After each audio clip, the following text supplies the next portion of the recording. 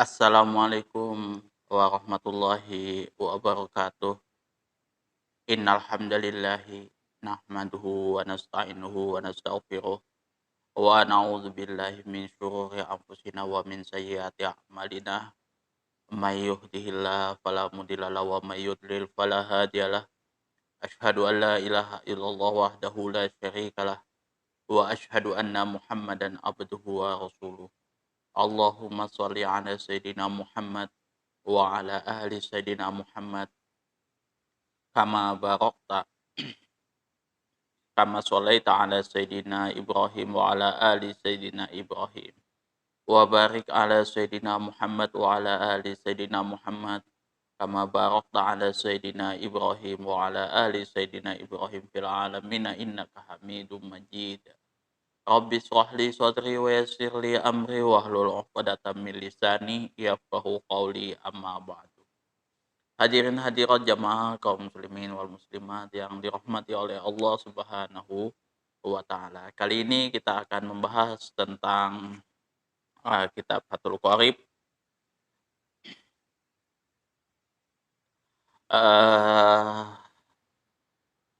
Pembahasan kali ini membicarakan tentang pasal syarat-syarat sholat. Nah, sebelum kita melakukan mengerjakan sholat, kita harus tahu dulu syarat-syaratnya.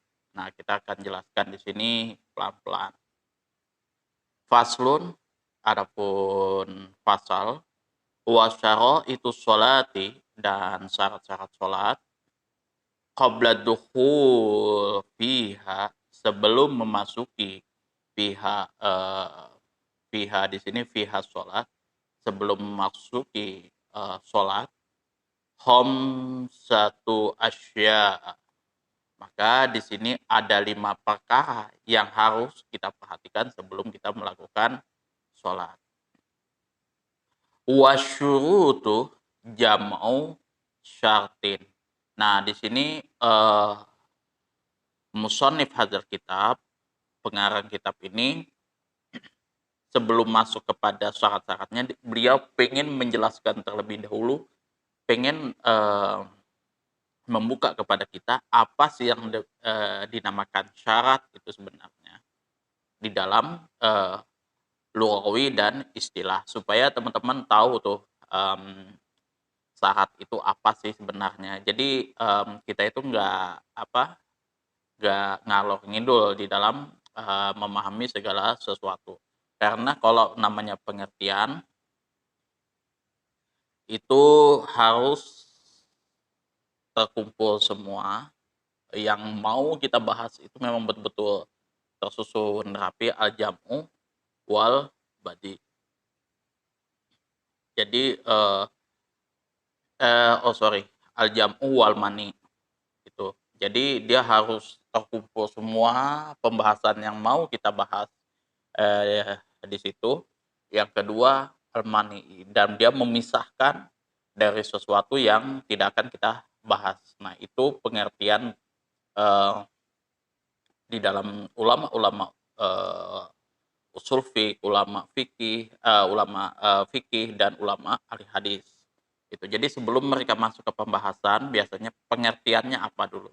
Nah, pengertian itu yang mereka bahas itu biasanya cakupannya itu al-jam'u wal mani. Dia kumpulkan semua yang akan dibahas. Nah, kemudian dia sisihkan yang tidak dibahas. Jadi nggak ngalor ngidul pembahasannya. Wasyurutu, dan adapun kata syurut, yang dimaksud kata syurut di sini adalah jam'u syartin, jamak daripada syarat. Jadi syarat-syarat, syurut, kata syurut di sini adalah jamak dari kata syartun, syartin. Wa huwa lughatan, kata syarat, kata syartin di sini secara lughah adalah al-alamatu, adalah tanda atau isyarat. di sini al-alamah di sini adalah adalah tanda alamah. Jadi kalau di Indonesia itu sudah familiar ya, alamat. Nah, alamat rumahnya berarti tanda rumahnya itu. Nah, jadi syarat di sini adalah tanda. Jadi kita mau mengerjakan suatu pekerjaan itu harus kita tahu dulu tandanya seperti apa.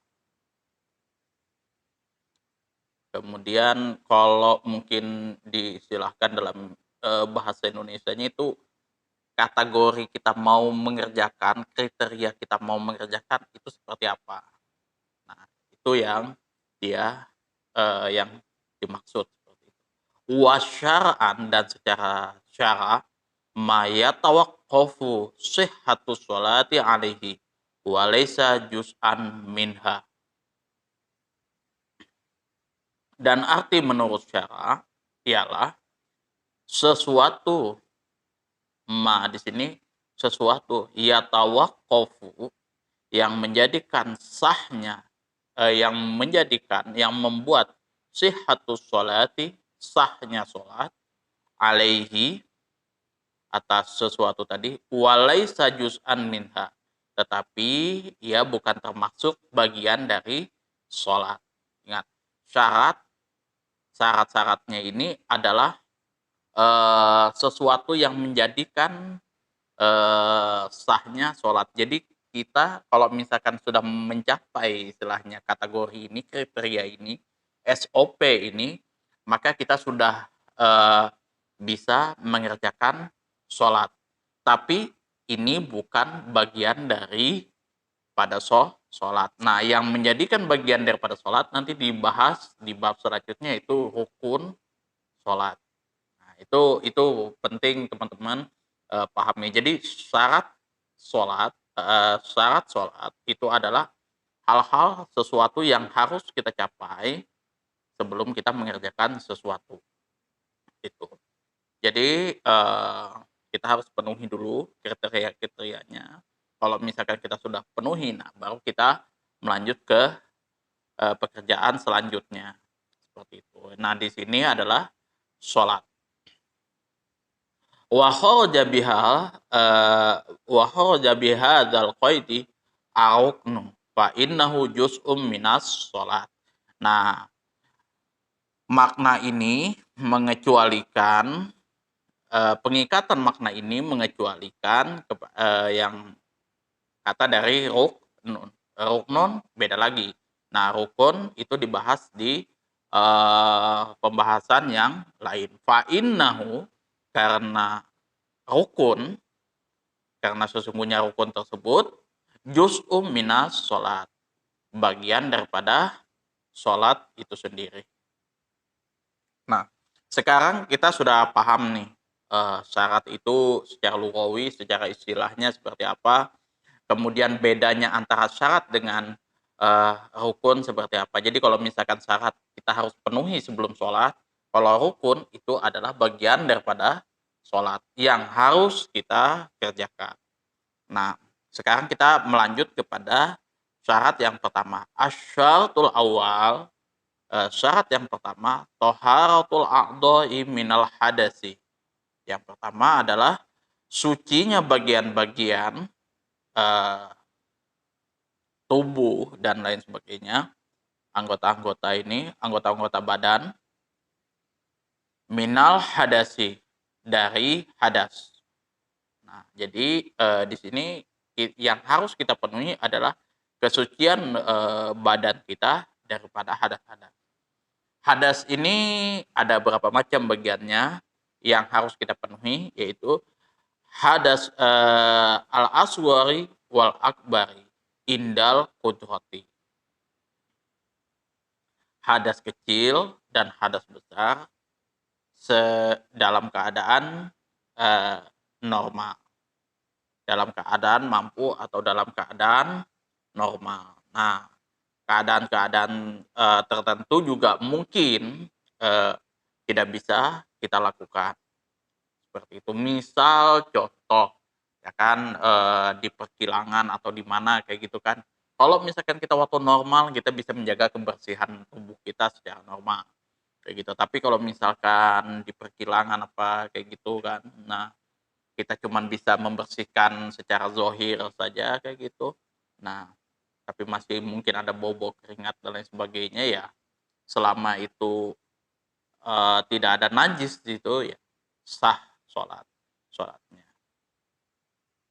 Amma faqidut tahura amma faqidut tahuraini fa sholatuhu sihhatu ma'a wujudil i'adati alaihi. Adapun orang yang, tidak dalam keadaan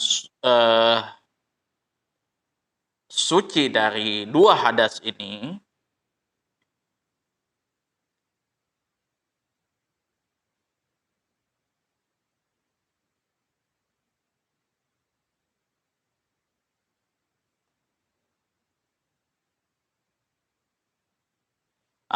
kalau misalkan seseorang tersebut, apa namanya, eee, tidak dalam keadaan suci dari kedua, eee apa namanya, hadas ini, hadas kecil dan hadas besar, maka sholatnya fasholatuhu shahihatun. Maka dia, masih tetap wajib mengerjakannya, tetapi wajib pula mengulang kembali sholatnya. Nah, biasanya pembahasan ini, kita, apa ya, kita tidak tahu nih, misalkan ada najis kah atau apa kayak gitu, atau kita sedang berhadas yang kita tidak, mengetahuinya, kayak gitu. Sholat kita tetap jalankan. Tetapi pas kita, tahu nih, "Oh iya aku tadi, kentut ya," atau apa kayak gitu kan. Nah, maka itu, kita juga, wajib mengulanginya. Tapi selama, teman-teman yakin, kita suci, ya kan, kita sudah wudu, apa segala macam kayak gitu kan. Sudah, semaksimal mungkin kita yakini bahwa kita suci dari hadas kecil dan hal besar, maka, sholat sudah tidak ada masalah. Artinya shahih, sholatuhu. Jadi sholat kita shahih, sah sholatnya. Yang kedua adalah, yang selanjutnya, wa taharatun najsih, suci dari najis. Allazi la yu'fa anhu fi saubi wa badanin fi saubin wa madanin wa makani. Yang mana najis tersebut tidak dapat diampuni baik yang berada di pakaian, fi saubin di pakaian, wa badanin dan badan, wa makanin dan tempat. Jadi kalau misalkan ada najis yang menempel di badan kita, di pakaian kita, atau di tempat sholat kita, maka syarat sahnya sholat itu tidak terpenuhi. Gitu. Jadi semaksimal mungkin najis yang melekat pada badan, pakaian, dan tempat sholat itu harus dibersihkan. Makanya kalau di Indonesia sih, kalau yang sekarang-sekarang sudah aman. Jadi, yang perlu kita perhatikan itu adalah, tempat pakaian dan badan. Nah, tapi kalau misalkan teman-teman yang, sholatnya nggak berjamaah, mungkin sholat sendiri di keadaan tertentu, nah itu yang diperhatikan juga, tempatnya, gitu. Nah, kalau misalkan tempatnya sudah kita rasakan bersih kayak gitu, ya sudah, itu artinya bebas dari najis. Wasani situ, launil aurati. Jadi, yang selanjutnya, syarat yang kedua di sini, tadi masih bagian pada ini ya, syarat yang pertama. Nah, ini masuk ke bagian syarat yang kedua. Wasani satu launil aurati. Yang kedua adalah menutup bentuk laun di sini, yang dimaksud di sini adalah bentuk al-aurati aurat. Indal kudrati semaksimal yang dia bisa. Walau kana syakhsun khalian fi zulmatin fa in ajaza an satriha shalla wa ariya. Jadi menutupi bentuk aurat ketika dalam keadaan ya semaksimal yang dia mampu, meskipun orang tersebut berada dalam tempat yang sunyi atau dalam keadaan gelap. Maka dia tidak kuasa menutupi auratnya, maka boleh mengerjakan sholatnya dengan telanjang. Tapi kalau ini pun juga sangat sulit sih kalau sekarang. Ini biasa dalam keadaan memang betul-betul darurat. Jadi misalkan dia terposok di mana kayak gitu kan, dia di tempat di mana kayak gitu, yang mana pakaian dia sudah nggak ada kayak gitu, terus di tempat yang memang betul-betul sunyi ya, di hutan kayak gitu kan. Nah, masuk waktu sholat dan dia ya mesti harus sholat dalam keadaan telanjang kayak gitu, ya itu sudah tidak ada masalah. Tapi biasanya kalau yang sekarang itu ya di tempat-tempat seperti itu sudah sangat jarang terjadi. Biasanya di tempat-tempat terpencil itu sudah memang enak sih kita pakai untuk sholat. Dan ini pun yang boleh mengerjakan sholat dalam keadaan telanjang ini yang memang betul-betul uh, dia sudah tidak mampu lagi untuk menutupi auratnya, dan dia ya apa ya, bajunya pun juga sudah tidak ada mungkin pada saat tertentu dia memang sudah habis-habisan kayak gitu kan, terdampar di mana, kemudian bajunya pun sudah terkoyak di mana-mana ya. Otomatis ya sudah seperti itu keadaannya. Wala yu'miu birruku'i wa sujudi bal yatimuha wala i'adatuha. Dan bagi orang tersebut tidak diperkenakan memberi isyarat ruku dan sujud, tetapi harus menyempurnakan ruku dan sujudnya. Demikian juga tidak wajib baginya mengulangi sholatnya lagi. Nah, jadi kalau misalkan orang yang sudah dalam keadaan seperti itu ya tidak di apa ya, tidak disyaratkan bagi dia untuk menyempurnakan ruku dan sujudnya ya, karena keadaan yang seperti itu. Jadi semaksimal mungkin dia menutupi auratnya tadi. Nah, kalau misalkan orang yang dalam keadaan seperti itu juga tidak wajib mengulangi sholatnya. Tapi yang normalnya sih kalau ya kita mampu kayak gitu kan, di dalam keadaan yang bukan seperti ini ya, bukan seperti yang disebutkan pada kitab, itu ya semaksimal mungkin kita menutup aurat. Dan sejauh mata saya memandang, susah sudah di zaman sekarang untuk melakukan hal seperti ini. Itu kita biasanya sih ya sebagaimana yang saya jelaskan tadi,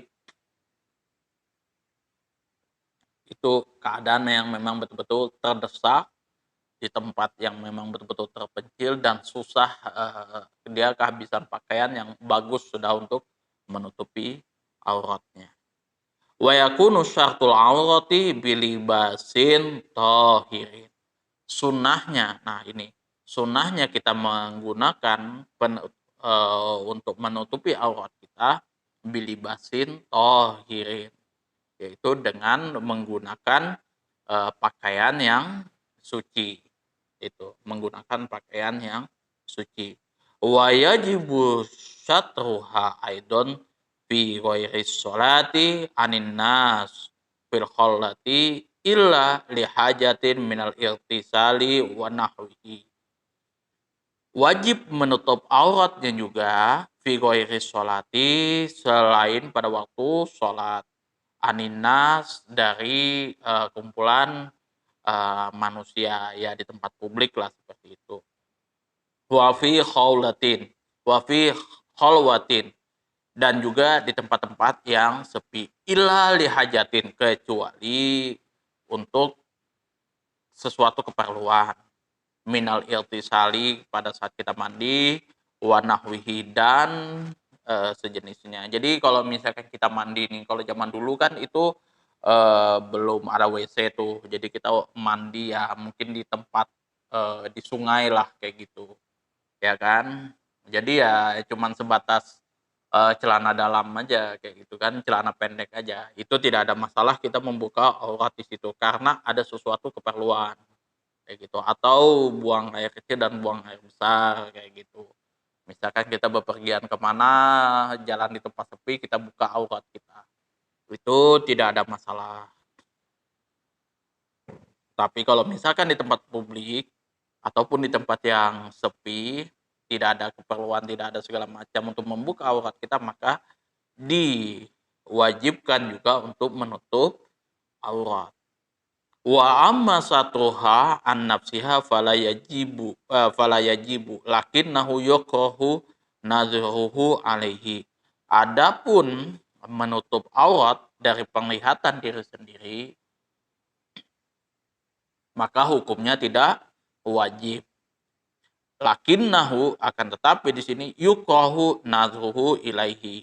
Akan tetapi makruh melihat auratnya itu sendiri. Misalkan kayak saya nih di ruangan kayak gini, cuman ada saya sendiri. Nah, maka itu tidak wajib menutup aurat. Meskipun saya telanjang juga nggak ada masalah. Tetapi saya melihat aurat saya sendiri itu hukumnya adalah makruh. Nah, kemudian di sini dibahas aurat, batasan aurat laki-laki itu seperti apa. Wa auratu zakari ma baina surati wa rukbatihi. Auratnya laki-laki terletak antara pusar dan lututnya. Jadi aurat laki-laki itu antara baina surati wa rukbati. Jadi antara pusarnya sini dan rukbatihi, dan kedua lututnya. Jadi kalau misalkan dia punya sarung menutupi di sini, kemudian tertutup sudah kedua lututnya, maka itu sudah masuk dalam kategori menutup aurat. Nah, sama halnya kalau misalkan kayak contoh Deddy Corbuzier kayak gitu kan. Nah, dia pakai singlet tuh kayak gini. Nah, dia terbuka bagian tangannya kayak gini, terus dia pakai celana, itu sudah menutup auratnya. Nah, otomatis kalau misalkan orang seperti itu, ya kayak Deddy Corbuzier, sholat, ya sah sholatnya.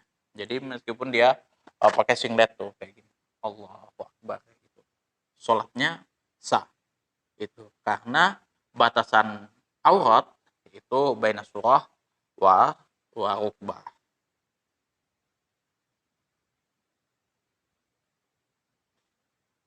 Al-hurati fi sholati, bagi orang yang merdeka pada saat sholat. Nah, jadi seperti itu. Sorry.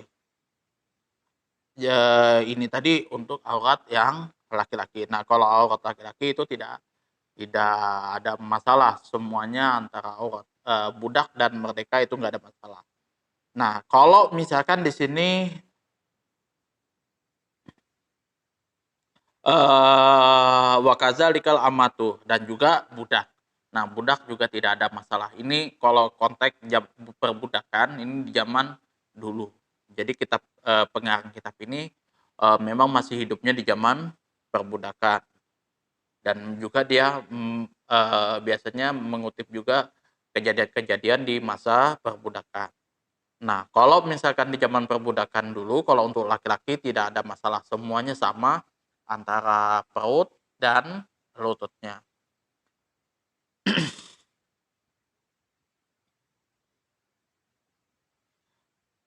Jadi di sini wa kadzalikal amatu wal Ahuratu di sini sama.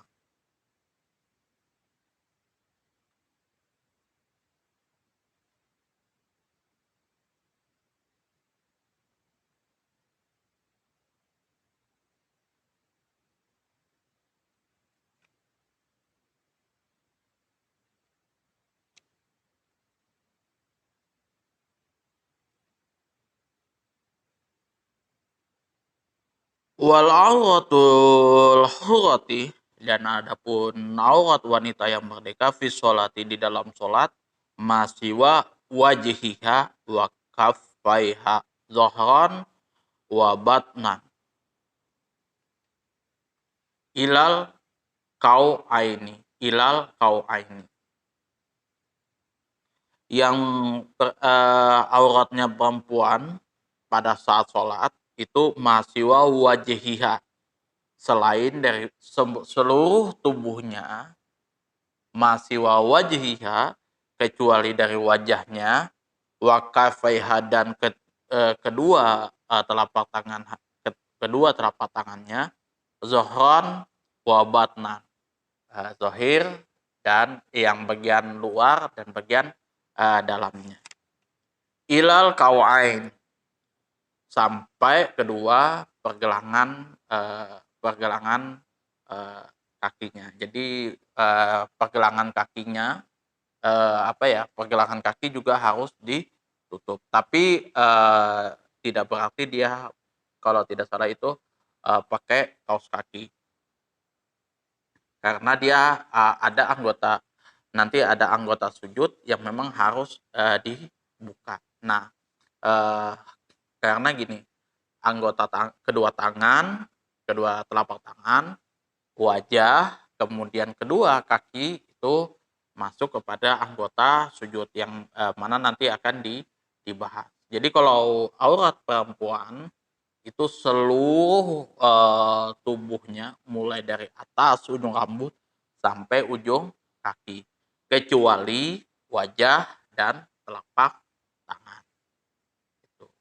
Nah, sorry, ujung kakinya itu maksudnya ini ya pergelangan kakinya. Nah, kalau misalkan kaki yang di sini dia tidak wajib tidak tidak boleh dia pakai kaos kaki karena apa? Di situ nanti ada anggota sujud yang dia mesti harus buka kayak gitu.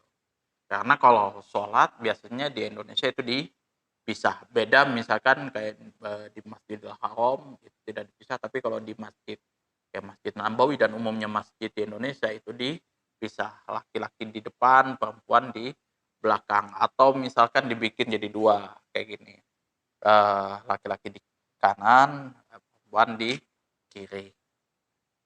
Tetap pakai tirai. Kita nggak bisa lihat-lihat di situ.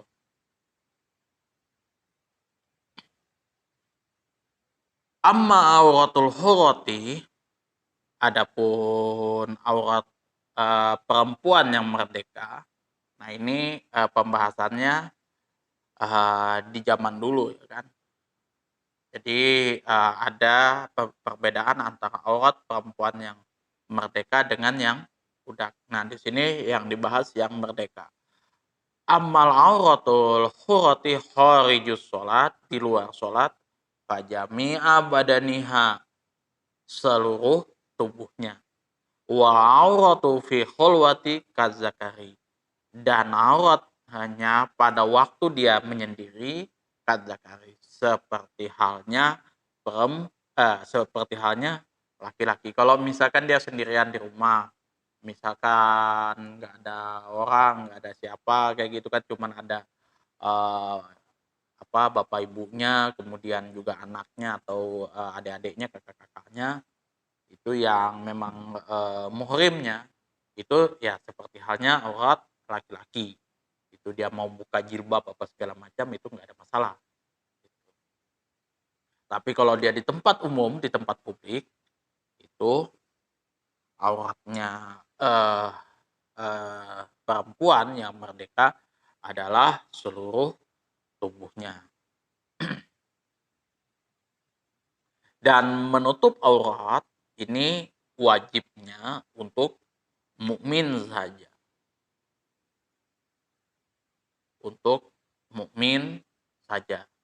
Jadi yang memang betul-betul dia mukmin. Nah, kategori mukmin ini seperti apa? Yang memang dia sudah pengen menjalankan sholatnya, kemudian pengen segala sesuatu yang lebih perfect, yang lebih bagus lagi. Nah, itu kategori mukmin. Walaupun mungkin dia masih mengerjakan hal-hal yang lain kayak gitu.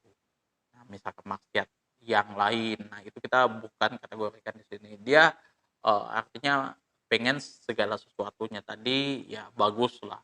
Itu sudah ke dalam kategori mukmin. Nah, kalau yang lain-lain kita nggak bahas, ya kan? Itu ranah dia dan Allah Subhanahu wa taala. Di luar orang muslim dan mukmin itu tidak wajib. Nah, kenapa saya katakan muslim juga? Kadang juga muslim juga ada yang fasik. Nah, biasa kalau misalkan di dalam tafsir Ibnu Katsir, fasik pun juga ya tidak wajib juga untuk menutup auratnya. Atau juga nanti ada muslim yang ini yang budak kayak gitu, muslimah yang budak. Nah, itu juga tidak wajib juga dia menutup aurat. Ya menutup aurat ya sebatas keinginan daripada majikannya. Tapi kalau yang sekarang sih umum. Tuh, jadi kalau misalkan dia mukmin yang mana dia pengen mengerjakan eee, agama secara kafah menurut dia, maka dia wajib menutup aurat sekedar yang dia mampu. Itu sekedar yang dia mampu, gitu. Nah, kalau misalkan dari ketentuan fikih, hukum fikih seluruh wajah kalau misalkan di tempat publik. Kemudian di sini makna aurat itu sendiri apa? Wal auratu lugatan, makna aurat secara luar an-naqsu, yaitu eh kurang, an-naqsu, kurang. Wa yutlaqu syar'an, dan di sini diikat menurut syarat alama yajibu sitruhu, sesuatu yang wajib untuk menutupinya, wa wa al muradu huna wa ala ma yuhramu nadruhu wa zakruhul ashabu fi kitabin nikah. Jadi dimutlakan sebagai sesuatu yang menutupi itu wajib. Maksudnya di sini adalah haram bagi kita untuk melihatnya. Jadi kalau misalkan aurat kita, baik itu laki-laki dan perempuan, itu adalah sesuatu yang harus, yang wajib untuk ditutupi. Maka kalau misalkan dia harus dan wajib ditutupi, maka haram bagi kita untuk melihatnya. Jadi misalkan aurat perempuan tuh, misalkan kayak di tempat umum, di tempat publik, seluruh wajah seluruh wajah kayak gitu, seluruh tubuh, semuanya kayak gitu. Nah, kalau misalkan dia tidak menutup auratnya, tidak ini, nah haram untuk kita untuk melihatnya, oke. Cuman ya balik lagi, itu istilahnya melihatnya pun juga, ada beberapa ulama yang berbeda pendapat. Nah, kalau misalkan biasa ya tempat kerja dan lain sebagainya yang memang cuman hanya kebutuhan, kebutuhan kerja, ya mungkin ada teman kita yang huh, seperti itu ya sudah nggak ada masalah gitu. Artinya sebatas kerja saja, tidak sampai kita bersahwat apa segala macam, ya nggak ada masalah. Tapi kalau memang kita sudah bersahwat, itu yang masalah untuk melihat. Wasalisu al-wuqufi ala makanin tohiri. Yang ketiga, syarat yang ketiga adalah berdiri al-wuqufu, berdiri ala makanin tohirin, di tempat yang suci. Fala yasihu sholatu syakhsin, dan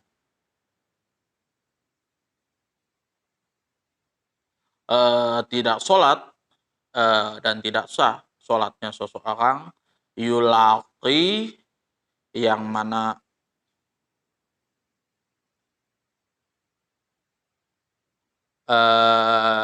yulaqi ba'da badanihi aw libasihi najasatan, yang mana bertemu sebagian badan, pakaian, dan tempat berdirinya tadi najasatan, dengan najis, badan dengan pakaiannya dengan najis, fi qiyamin au qu'udin au rukudin au sujudin, dengan najis pada waktu berdiri, sujud, dan ruku. Nah, di sini juga dibahas ya. Jadi pada saat tempat kita berdiri tadi, di tempat sholat, itu dipastikan harus suci itu. Nah, kalau misalkan pada saat sholat misalkan ada tai cicak jatuh atau apa, nah maka itu sudah tidak sah sholatnya. Jadi dia harus cari di tempat yang suci kayak gitu. Tapi umumnya di saat kejadian seperti ini sangat jarang, ya kan. Kalau zaman dulu mungkin ya masjidnya kan nggak ada pagarnya. Jadi kadang terkadang pada saat kita sholat ada anjing lewat kayak gitu.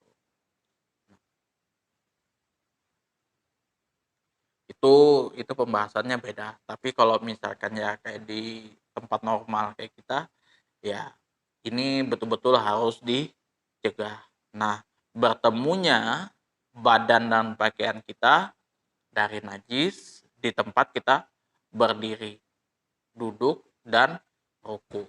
Gitu. Jadi dipastikan semua steril. Itu SOP kita dalam melaksanakan sebelum kita mengerjakan sholat. Wa rabi'u al-ilmu bidukhulil waqti au zannu dukhuliha bil ijtihadi. Falau shalla bi ghairi dzalik lam tasihha sholatuhu in sadafatil waqti. Wa rabi'u, yang keempat di sini, ala ilmu bidukhulil waqti. Kita mengetahui masuk waktunya sholat. Au zonil dukhulihal bil ijtihad. Au zonnu dukhulihi, atau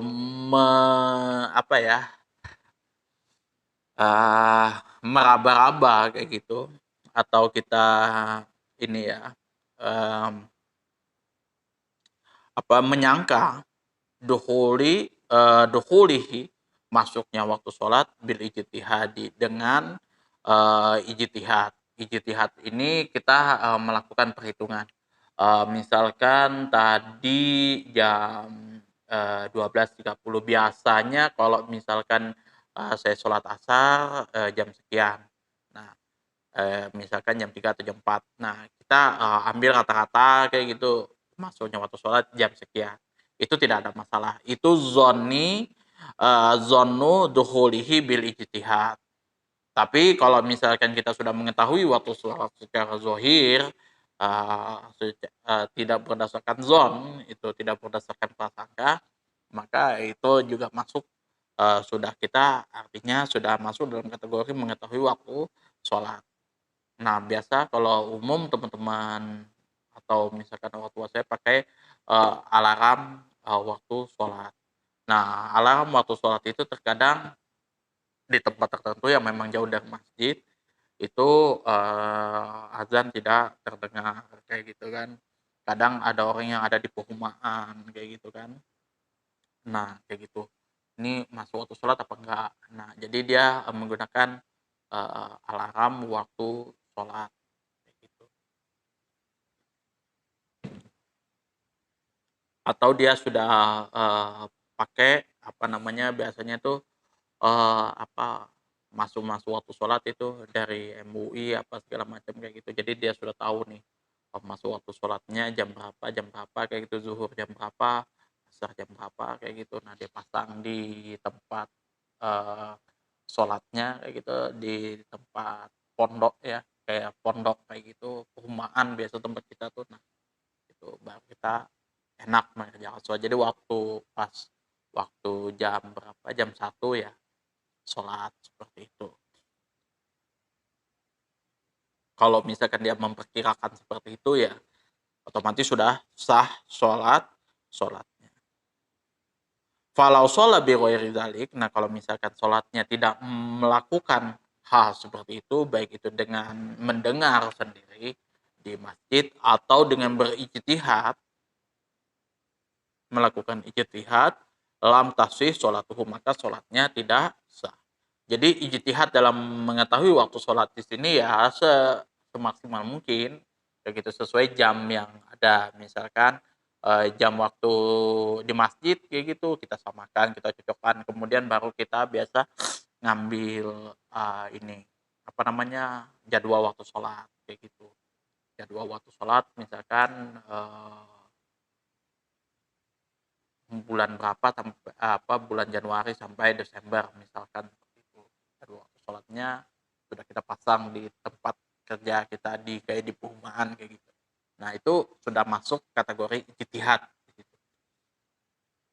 Tapi kalau kita tidak melakukan hal-hal seperti itu maka tidak sah sholat.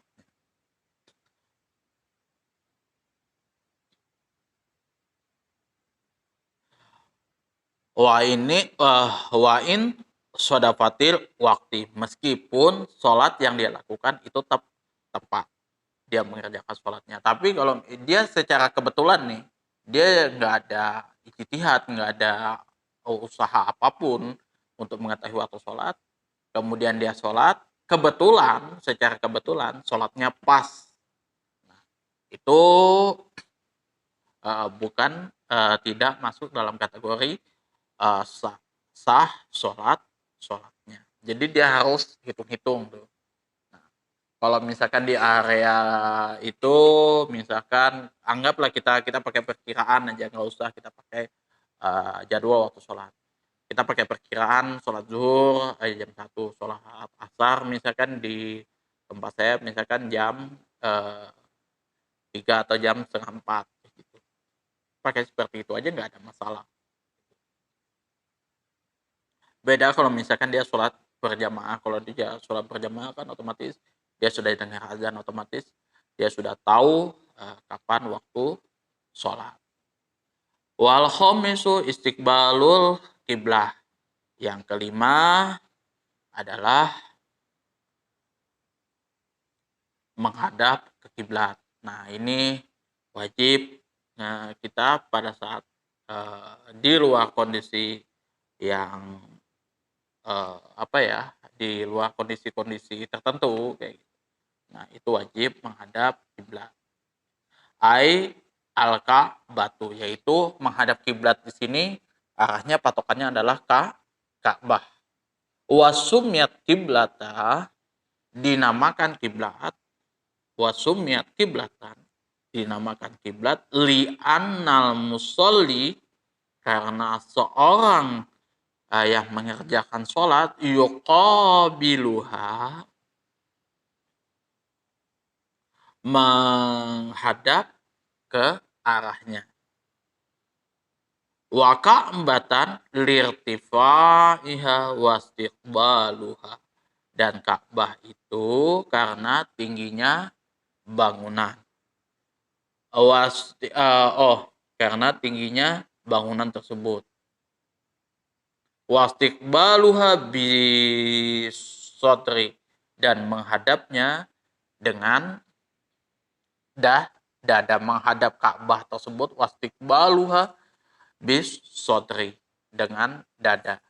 Jadi dengan dada ini ya Artinya patokannya ya dada kita yang menghadap kayak gitu. Bukan bukan wajah ya, tapi dada seperti itu. Kadang wajah juga bisa ke bawah, bisa ke atas kayak gitu kan. Yang umumnya orang kan kalau wajah itu ke bawah. Nah, seperti ini. Bukan patokan wajah, tapi patokan dada.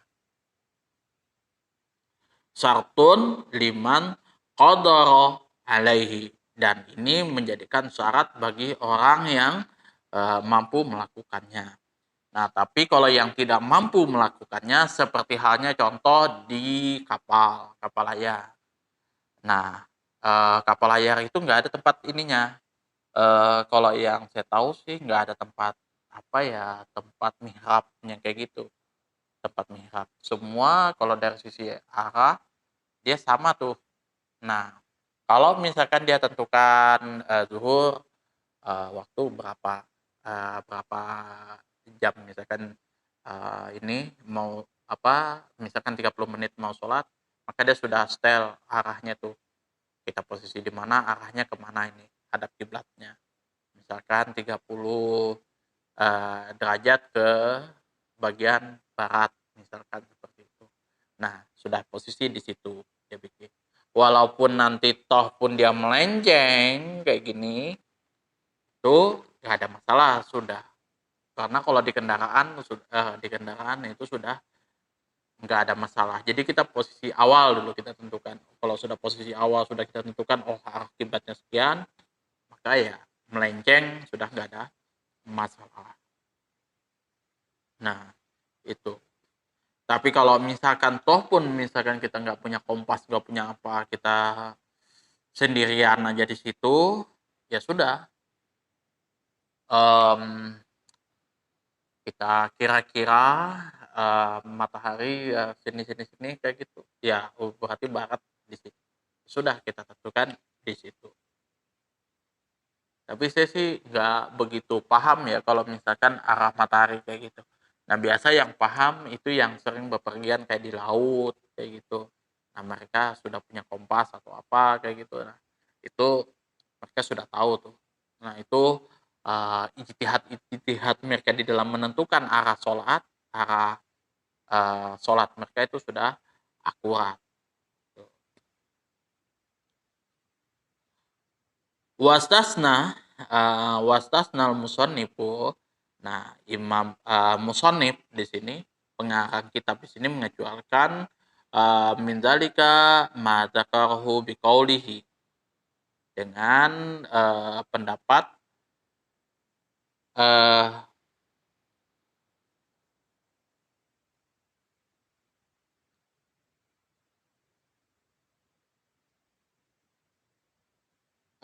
dengan perkataannya, dengan pendapatnya adalah wa yajuzu tarkul istiqbalul qiblah fi sholati halataini. Jadi wajib boleh meninggalkan tarku istiqbalil kiblah, meninggalkan daripada menghadap ke kiblat itu fi sholat, pada sholat fi halataini, dua keadaan. Fi siddatil khauf, karena memang kita betul-betul dalam keadaan ketakutan. Fi kitalin seperti halnya terbunuh. Mubahin, maka di sini hukumnya adalah mubah pada saat pertempuran. Gitu. Fi kitalin ini maksudnya di sini adalah pada saat, ini fi kitalin mubahin, ya pada saat pertempuran yang menurut menurut menurut negara tersebut, menurut pemimpin tersebut itu sudah boleh kita berperang. Fardon kanat sholatu au naflan, meskipun itu sholat wajib ataupun sholat sunnah, itu tidak ada masalah kita meninggalkan menghadap kiblat. Kita tidak menghadap kiblat itu tidak ada masalah. Misal contoh posisi musuh kita di sana. Nah, posisi musuh kita di sana. Otomatis kita kalau mau menghadap ke kiblat yang ke belakang di situ, kemungkinan kita nggak bakalan tahu nih musuh kita kayak gimana, persiapannya kayak gitu. Maka boleh kita pada saat-saat tertentu boleh kita meninggalkan menghadap ke kiblat, kita menghadap ke arah musuh supaya kita tahu nih keadaan musuh seperti apa. Ini pembahasannya di sholat khauf. Khauf, sholat yang memang betul-betul dalam keadaan perang. Yang mana memang itu syiddatil khauf. Memang betul-betul betul-betul mencekam lah kayak gitu. Tapi kalau misalkan kita masih bisa bernegosiasi kayak gitu kan, misal kita gencatan senjata 1 jam kayak gitu, itu boleh. Jadi kita lakukan misalkan menghadap kiblat, kemudian ada teman yang berjaga, itu tidak ada masalah. Wafin nafilati, dan yang kedua itu yang pertama tadi ya, di dua keadaan. Jadi pada saat genting yang menakutkan di medan pertempuran. Yang kedua, keadaan yang kedua itu finafilati fisafari ala rohilati. Jadi sholat sunnah di atas kendaraan pada waktu bepergian. Falil musafir safon mubahan walau qasirun at-tanaful saubal maqsadihi.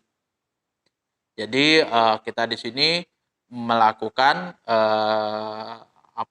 melakukan sholat sunnah misalkan kayak gitu di atas kendaraan, maka boleh kita meninggalkan istiqbalul kiblah. Kita tidak menghadap ke kiblah kayak gitu. Ya, misalkan kayak misal kita di di kapal kayak gitu, kita melakukan sholat sunnah. Nah, pada saat kita melakukan sholat sunnah posisi di 30 derajat sekian, maka tidak ada masalah kita ini. Ataupun juga kalau misalkan kita mengerjakan sholat fardu, itu juga tidak ada masalah gitu. Kalau zaman dulu biasa kalau musafir mereka di atas kendaraan tuh, di atas kendaraan mereka sholat misalkan seperti itu. Nah, onta itu, tapi itu biasa yang sholat sunnah. Tapi kalau misalkan sholat wajib itu ya kita harus berhenti dulu. Nah, ada juga sih kalau misal di kereta api atau di di pesawat kayak gitu. Ya semaksimal mungkin. Kalau misalkan kita sudah perhitungkan misalkan bisa di jamak qashar ya tidak masalah. Misalkan di jamak qashar itu nanti ada pembahasannya lagi. Tapi ini nanti yang menghadap ke kiblat. Nah, kalau misalkan kita melakukan sholat wajib tidak bisa menghadap kiblat, misalkan dia sudah melenceng kiri kanan kayak gitu, nah itu nggak ada masalah. Wa raqibud dabbati la yajibu alaihi wadu'u jabhatihi, dan bagi orang yang menaiki kendaraan hewan kendaraan maka tidak wajib meletakkan keningnya tadi wadu jabhatiha, tidak wajib meletakkan keningnya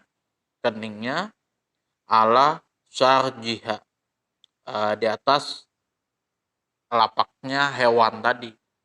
Jadi kalau kita di kendaraan, kita sholat di kendaraan, sholat sunnah di kendaraan, kita tidak wajib meletakkan kening kita di atas lapaknya, badannya hewan tersebut, seperti itu. Bal yumia bi ruku'iha wa sujudiha, akan tetapi hendaklah dia memberi isyarat melalui ruku dan sujudnya. Jadi dia cuman begini, kemudian dia sujud lagi kayak gitu. Jadi kalau dia ruku agak gini, kemudian sujud dia agak nunduk. Meskipun tadi dia sudah enggak pas pada saat uh, di badan yang hewan yang dia tumpangi kayak gitu. Jadi cukup dia memberikan isyarat ruku dan sujudnya. Jadi kalau misalkan dia ruku seperti ini, sujudnya agak lebih rendah semaksimal mungkin. Tapi itu biasa sih yang khusus yang sholat sunnah. Kalau misalkan yang sholat wajib sih mungkin nanti ada nanti saya coba lihat di kitab-kitab lain, pandangan-pandangan lain biasanya kalau misalkan bagaimana kalau misalkan di ini, di kereta api, di pesawat dan sebagainya. Tapi kalau sekarang sih sudah cepat, sudah enak, jadi, kita mau memilih beberapa macam opsi itu bisa. Ini kalau zaman perkiraan zaman dulu. Tapi ya saya sih kalau, untuk mungkin kondisi-kondisi zaman dulu sih sudah tidak banyak saya bahas kayak gitu, karena konteks dulu memang, beda kalau dengan konteks yang sekarang. Maka, hukumnya pun juga berubah. Jadi kita, menentukan hukum kalau di dalam Al-Quran dan hadis juga kita harus melihat kondisi zamannya. Contoh misalkan begini, ya ayyuhalladzina amanu la tattakhizul yahuda wa nasara auliya. Itu wahai orang yang beriman, janganlah kamu menjadikan Yahudi dan Nasrani itu sebagai aulia. Aulia ini tempat kita berlindung, ya kan? Tempat kita berlindung atau tempat apa ya? Misalkan sahabat kita, teman apa? Ya sahabat atau teman, kemudian apalagi keluarga dan lain sebagainya itu tidak boleh. Itu kenapa? Atau apalagi ini konteksnya adalah pemimpin. Kenapa? Karena kalau di zaman Rasulullah, kalau misalkan kita minta perlindungan nih, kita meminta perlindungan sama orang-orang Yahudi, otomatis mereka punya kuasa yang besar. Itu jadi punya kuasa yang besar. Misalkan kayak contohnya Rasulullah minta perlindungan bersama orang Persia, otomatis orang Persia nggak segan-segan, istilahnya cuman sebatas kerjasama duniawi saja, ndak. Begitu dia taklukkan itu tempat, selesai sudah dengan segala macamnya dia harus masuk, itu.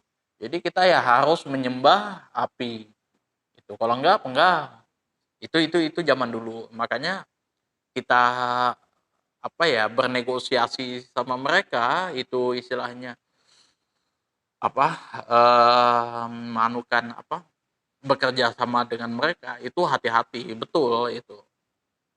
Karena bisa-bisa mereka menikam kita dari belakang, otomatis apa ya,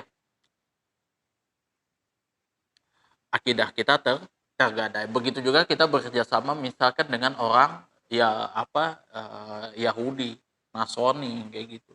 Ya otomatis nanti kemungkinannya itu akan tergadai akidah kita. Karena mereka punya kekuasaan yang full power kayak gitu, punya kekuasaan yang mereka betul-betul pegang kayak gitu. Itu di konteks zaman dulu. Kita bisa tahu lah kalau misalkan kerajaan Romawi seperti apa. Ajaran Nabi Isa aja kesulitannya seperti itu, bahkan bisa disalib sama mereka kalau misalkan tidak sesuai dengan kehendak daripada kerajaannya. Gitu. Begitu juga Persia. Gitu. Kalau misalkan itu bertentangan dengan akidah, misalkan kebiasaan rajanya ya ditebasnya. Gitu. Beda kalau zaman sekarang. Kalau sekarang kan sudah dibedakan tuh. Presiden kayak gitu cuman fokus masalah urusan kenegaraan, urusan duniawi. Nah, kalau yang agama ada yang Islam apa segala macam nanti anunya bagian sini. Misalkan di Kementerian Keagamaan, seperti apa keperluan-keperluan mereka yang ada di lapangan. Nah, itu semaksimal mungkin pemerintah menjalankan, memberikan hak-haknya. Itu tidak ada masalah. Nah, itu beda lagi hukumnya. Makanya menentukan hukum itu ulama berijtihad mengikuti konteks-konteksnya. Makanya kalau di zaman sekarang sih saya tidak setuju kalau misalkan ijtihad itu ditutup. Kalau Imam Syafi'i mengatakan ijtihad itu sudah tertutup. Jadi sudah tidak. Tapi kalau misalkan imam yang lain kayak Imam Ahmad bin Hambal tetap membuka ruang ijtihad selagi mana ijtihad itu memang betul-betul diperlukan, bukan ijtihad yang kayak contoh sholat dan lain sebagainya dibikin ijtihad, itu tidak. Cuman yang ini yang berbicara kayak misalkan yang hukum-hukum yang duniawi kayak misalkan beli barang online, kemudian apalagi tuh biasanya kita jual beli secara kontan atau cash atau hutang kayak gimana gimana. Nah, itu bisa dilakukan ruang-ruang ijtihad kayak gitu. Kemudian kita lanjut. Wa amal masyu, dan adapun orang yang berjalan kaki, fayutimu ruku'ahu wa sujudahu. Maka bagi orang yang berjalan kaki di sini, dia melakukan sholat, baik itu sholat wajib ataupun sholat sunnah, di sini maka wajib dia menyempurnakan ruku dan sujudnya. Wa yastaqbilul qiblata fihima, dan dia wajib juga menghadap ke kiblat pada saat ruku dan sujudnya. Jadi pada saat dia mau sholat, dia sudah harus tentukan kiblat semampu yang dia bisa gitu. Jadi kalau berjalan kaki ya dia kan otomatis itu berhenti. Nah, dia harus yang pertama dia harus menyempurnakan posisi badan untuk menghadap ke kiblat. Yang kedua, dia ruku dan sujud dia harus posisi sempurna, semaksimal yang dia mampu. Ila fi qiyami wa tasyahudi, kecuali pada waktu tersebut pada waktu orang tersebut berdiri atau ketika bertahiyat wa tasyahudihi. Oke, kalau misalkan dia pada waktu berdiri atau tasyahudnya mungkin dia tidak bisa, ya tidak ada masalah itu. Kalau untuk yang berjalan gitu, berjalan. Tapi kalau yang berjalan sih setahu saya, sependek pemikiran dan sepanjang yang saya tahu, kalau dia sudah posisi berjalan kayak gitu kan, ya dia tidak ada keperluan untuk keburu-buru, itu nggak ada masalah. Jadi dia harus posisinya menghadap ke kiblat. Kalau dia bisa berdiri, ya dia lakukan dalam keadaan berdiri semaksimal mungkin. Orang tersebut mengerjakan sholat sesuai ketentuan SOP yang sudah dianjurkan oleh Rasulullah SAW. Nah, adapun pengecualian seperti itu biasanya sih nanti dibahas di bab-bab tertentu, di kitab-kitab tertentu. Ada yang namanya kitab fiqh dan usul fiqh. Nah, biasanya kebanyakan secara teori itu dibahas di dalam kitab usul fiqh. Jadi belajar agama Islam itu sendiri sih memang jujur nggak instan, nggak singkat. Jadi kita harus melakukan step by step-nya seperti itu, supaya kita bisa adil di dalam menentukan hukum. Jadi nggak terlalu melampau berat, nggak terlalu melampau meringankan. Gitu. Jadi kita harus adil di posisi mana kita harus meringankan hukum, pada saat di posisi mana kita harus mengerjakan suatu hukum. Nah, konteksnya seperti apa, maksudnya seperti apa, jangan sampai kita, asal-asalan gitu. Apa-apa bid'ah, apa-apa ini. Nah, kita harus punya, barometernya kayak gitu, bagaimana menentukan suatu hukum. Itu saja yang dapat saya sampaikan, mohon maaf yang sebesar-besarnya, kalau misalkan ada kesalahan saya di dalam membacakan kitab ini ya, bukan, berarti, apa ya, saya, eee, apa namanya, merendahkan atau, isi kitab ini atau tidak, ini enggak, tapi ya memang sebatas seoptimal yang saya, mampu untuk memahami isi kandungan kitab ini. Dan itu pun juga saya, pastikan juga, apa namanya, sesuai juga dengan konteks-konteks keadaan zaman sekarang. Bagaimana juga saya juga, mencoba juga untuk, menyesuaikan juga, pemahaman teman-teman juga, bukan cuman berdasarkan dari sisi bahasa Arabnya juga, tapi juga, bahasa Indonesianya supaya teman-teman bisa, paham, seperti itu. Eee Itu saja yang dapat saya sampaikan. Saya mohon kepada teman-teman, kritikan dan masukannya untuk teman-teman ya. Nggak boleh kalau misalkan, teman-teman mengetahui, ada yang salah dari saya, tidak ditegur. Nah, itu kita bisa diskusikan. Karena saya sendiri sudah posisi, sudah bertekad bahwa saya ya bagian dari Ahlussunnah wal Jamaah. Kalau yang namanya ustadz-ustadz, apapun itu setinggi apapun derajatnya, kalau dia sudah, berkeyakinan dia Ahlussunnah wal Jamaah, otomatis harus siap untuk dikritik. Itu sudah harus siap untuk dikritik. Kalau misalkan teman-teman ada yang punya hujah yang lebih kuat, dalil yang lebih kuat, silahkan. Itu, sampaikan kepada saya, kalau misalkan saya salah, saya tarik kata-kata saya perjuangkan hujah teman-teman. Itulah, kenapa juga saya, terkadang di satu sisi saya, setuju dengan ustadz yang, eee, apa, yang berseberangan dengan saya, tapi di satu sisi saya juga, buang pendapat saya, kayak gitu. Karena ya, kalau misalkan, pendapat orang yang berseberangan dengan saya, dia punya, pegangan yang kuat, dia punya hujah yang kuat, maka, pendapat saya, buang, saya ambil pendapat, lawan saya sendiri, itu. Makanya kalau saya tuh senang kalau berdebat dengan, teman saya dulunya waktu saya di pondok, saya senang berdebat.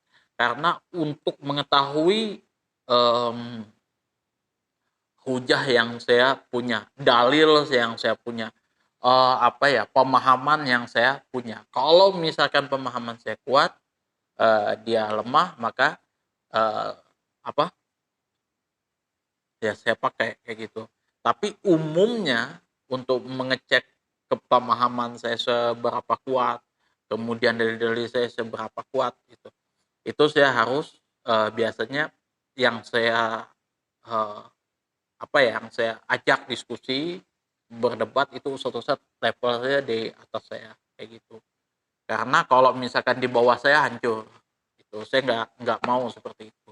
Jadi harus di atas saya, kayak gitu. Jadi dia paham nih, oh di sini salahnya pemahaman kamu, yang di sini salahnya pemahaman, harusnya, konteksnya seperti ini. Itu kalau udah saya dulu waktu belajar. Jadi walaupun saya selalu kalah, tapi saya bisa memahami, eee, agama, memahami hukum itu secara utuh. Itu metode saya dalam, menuntut. Itu saja yang dapat saya sampaikan, kurang dan lebihnya saya mohon maaf. Wabillahi taufik wal hidayah. Wassalamualaikum warahmatullahi wabarakatuh.